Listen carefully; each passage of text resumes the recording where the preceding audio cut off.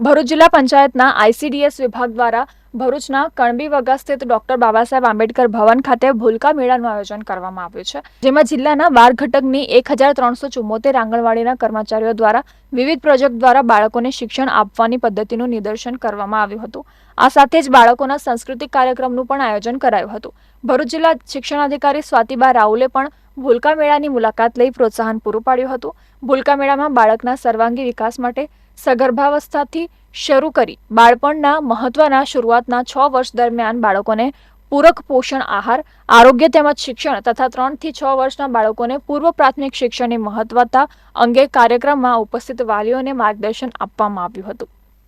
આપ લોકો પણ આપણા પૂરા પ્રોગ્રામનો લાભ લેશો અને અમારા આંગણવાડીમાં બધા બાળકો જે છે ઈ આવે, તંદુરસ્ત રહે ને આંગણવાડીનો લાભ લે એવી મારી વિનંતી। 1374 એટલે અમારી ઘટક 12 હોય, 12 ઘટક અને બધી આંગણવાડીમાંથી એક ટીએલએમ તો આવેલું છે। 1374 આંગણવાડી છે આખા જિલ્લાની, એમાંથી એક ટીએલએમ આવેલું છે।